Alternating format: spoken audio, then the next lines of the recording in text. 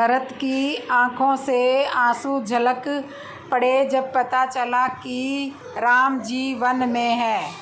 श्री राम के प्रति भरत का प्रेम। भरत जी रो कर शरीर से पुलकित होकर सभा में खड़े हैं। उनके कमल के समान नेत्रों में प्रेम आंसुओं की बाढ़ आ गई। वे बोले, मेरा कहना तो मुनिनाथ ने ही निभा दिया। अर्थात जो कुछ मैं कहना चाहता था वह उन्होंने ही कह दिया। इससे अधिक मैं क्या कहूँ। मैं अपने स्वामी का स्वभाव भली प्रकार जानता हूँ। वे तो अपराधी पर भी कभी क्रोध नहीं होते। मुझ पर तो उनकी विशेष कृपा और स्नेह है। मैंने खेल में भी कभी उनकी अप्रसन्नता नहीं देखी। मैंने बचपन से उनका साथ नहीं छोड़ा और उन्होंने भी कभी मेरे मन को नहीं तोड़ा। मैंने प्रभु की कृपा की रीति को भली भांति देखा है। वे खेलने में मेरे हारने पर भी मुझे जिता देते थे। मैंने भी प्रेम और सोच बस कभी अपना मुंह नहीं खोला, अर्थात कुछ नहीं कहा। प्रेम के प्यासे मेरे नेत्र आज तक प्रभु के दर्शनों से तृप्त नहीं हुए हैं। आज भी मेरी आंखें तलाशती रहती है। भाव विह्वल होकर भरत कहते हैं कि विधाता को श्री राम का मेरे प्रति दुलार सहन नहीं हो सका। उसमें विधाता ने प्रचंड षड्यंत्र करके मेरी माता का बहाना लेकर मेरे तथा मेरे स्वामी के बीच अंतर डाल दिया। मुझे आज यह कहना शोभा तो नहीं देता, क्योंकि अपनी समझ में कौन साधु और कौन पवित्र है यह कहा नहीं जा सकता। इसका निर्णय दूसरे लोग ही करते हैं। अर्थात माता नीच है और मैं सदाचारी या साधु हूँ, ऐसी बात हृदय में लाना भी करोड़ों दुराचारों के समान है। मैं स्वप्न में भी किसी को दोष नहीं देना चाहता। क्या वेदों की वाणी से उत्तम धान पैदा हो सकता है? क्या काली घोगी उत्तम कोटि के मोती उत्पन्न कर सकती है? अर्थात नहीं। वास्तव में मेरा दुर्भाग्य ही अथाह समुद्र और प्रलभ है। मैंने अपने पूर्व जन्म के पापों का निर्माण समझे बिना ही माता को कटु वचन कहकर उन्हें बहुत जलाया और दुखी किया है। मैंने अपने हृदय से बहुत खोज की, पर सब ओर ढूंढकर मैं हार गया। मुझे भलाई का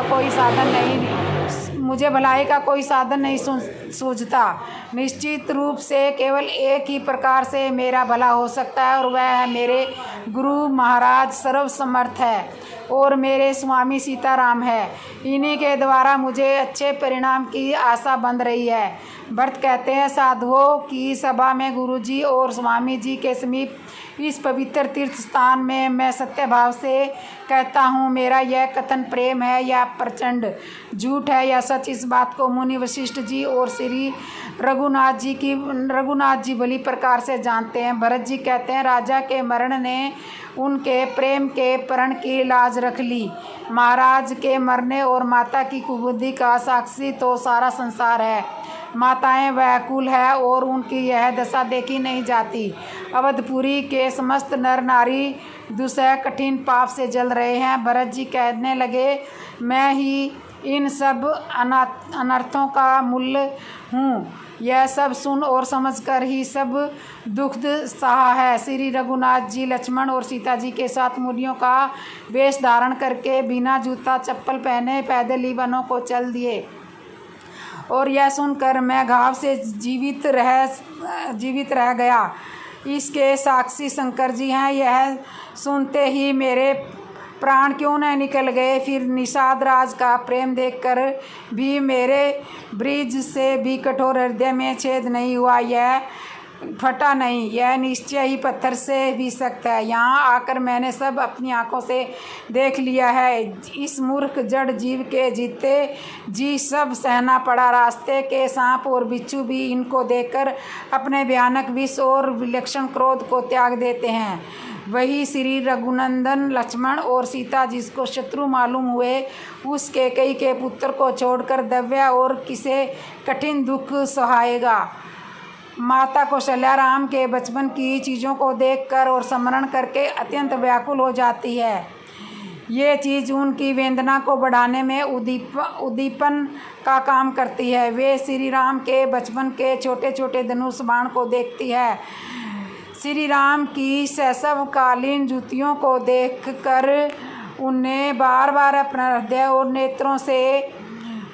नेत्रों से लगाती है। वे यह भूल जाती है कि अब उनके पुत्र श्री राम यहाँ नहीं है और वे पहले की तरह प्रिय वचन बोलती हुई राम के शयन कक्ष में जाती है और उन्हें जगाते हुए कहती है, हे पुत्र उठो, तुम्हारी माता तुम्हें मुख पर बलिहारी जाती है। उठो, दरवाजे पर तुम्हारे सभी सखा और अनुज खड़े होकर तुम्हारी प्रतीक्षा कर रहे हैं।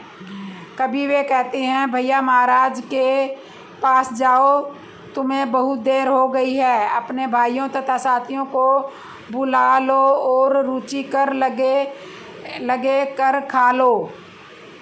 तुम्हारी माँ तुम पर नौछावर जाती है, किंतु जैसे ही उनकी स्मरण होता है कि राम यहाँ नहीं है तो वे वन को चले गए हैं, तब वे विचित्र होकर रह जाती है, अर्थात चित्र के समान संबंध और चकित रह जाती है।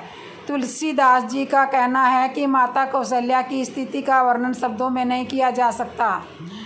उनकी दशा तो उस मोरनी के समान है जो प्रसन्न होकर भी नाचती रहती है, पर जब अंत में वह अपने पंजों की ओर देखती है तो रो रो कर बहु फूटती है। यही दशा कौशल्या की है। माता कौशल्या राम के वन बगमन से बहुत दुखी है। राम से संबंधित चीज़ों को देखकर उनकी वधता और भी बढ़ जाती है। राम के असवन की दशा उनसे देखी नहीं जाती।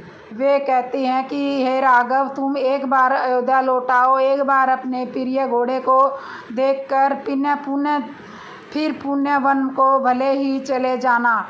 जिस घोड़े को तुम अपने कमल रूपी नयन कमल हाथों से सहलाते थे, वे बार बार पुचकारते थे, जल पिलाते थे, वह घोड़ा तुम्हारे विरह में दुखी है। वह मेरे लाडले राम, भला यह तुम्हारे बिना जीवित क्यों रहे? तुमने तो उसे पूरी तरह से भुला दिया। यह तुम्हारा सबसे प्रिय घोड़ा था। इसी बात का विचार करके भरत इसकी 100 गुनी देखभाल करते हैं, फिर भी यह घोड़ा मुरझाता जा रहा है।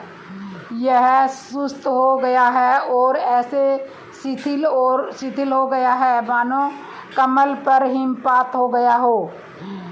माता कौशल्या पथिक को संबोधित करते हुए कहती है, हे पथिक, यदि वन में तुम्हें कहीं राम मिल जाए तो मेरा यह संदेश दे देना कि मुझे इन घोड़ों की बड़ी चिंता हो रही है, अतः वे एक बार आकर इन्हें संतवाना दे दे। और यह अभिलाषा 14 वर्षों तक होती रही है। तो आज की वीडियो दोस्तों यही है कि श्री राम के प्रति भरत का कितना प्रेम था। और जिसको भी वीडियो पसंद आई हो तो वीडियो को लाइक करना, शेयर करना, कमेंट करना और बेल आइकन बटन तो ज़रूर दबा लेना। बोलो जय श्री राम। भरत जी श्री राम के पास वन में जाते समय किन किन स्थानों पर रुके? जब भरत जी श्री राम जी को मनाने के लिए वन में जाने लगे तो उनके साथ वशिष्ठ जी सहित सभी ब्राह्मण मंत्री, उनकी तीनों माताएं, नगर के सभी लोग और चतुर्गिनी सेना भरत जी के साथ चल रही थी, जिसमें 9000 हाथी, 6000 रथ, 1 लाख घोड़े भरत जी का अनुसरण कर रहे थे। इस प्रकार पूरे दिन चलते चलते शाम होने तक गंगा जी के घाट के पास पहुंच गए। श्री सिंहवेरपुर नाम का स्थान था। सिंहवेरपुर के राजा निषाद राज गुहू थे। जब उन्हें इस बात का पता चला कि भरत जी बहुत विशाल सेना लेकर गंगा जी के तट पर गए हैं तो पहले तो उन्हें संदेह हुआ कि कहीं यह श्री राम का अहित करने तो नहीं जा रहे, लेकिन जब उन्हें पता चला कि भरत जी श्री राम से मिलना चाहते हैं तो उन्हें मना कर वापस लाना चाहते हैं, तब वही गंगा जी के तट पर भरत जी के साथ चल रहे सभी लोगों के ठहरने और खाने पीने की सारी व्यवस्था निषाद राज गुहू ने की थी। सेना के जितने भी हाथी घोड़े व अन्य पशु दल रहे उनकी भी व्यवस्था निषाद राज ने की थी। उसके बाद दूसरे दिन गंगा नदी को पार करके भरत जी अपनी सेना के साथ भारद्वाज ऋषि के आश्रम पर पहुँचे। दूसरे दिन वहीं पर रुके। भारद्वाज ऋषि ने अपने तपोबल से इतनी विशाल सेना अर्थात लाखों लोगों के रहने खाने पीने की व्यवस्था की थी। सभी लोगों को उनके मनपसंद खाना भारद्वाज ऋषि के तपोबल से सबको प्राप्त हुआ। साथ में जितनी भी घोड़े हाथी जैसे सभी जानवर चल रहे थे उन सब के भोजन के लिए व्यवस्था भी भारद्वाज ऋषि ने की थी। तब फिर दूसरे दिन वहाँ से चित्रकूट के लिए भरत जी ने प्रस्थान किया, जहाँ श्री राम ने अपना आश्रम चित्रकूट पर्वत के ऊपर बनाया था।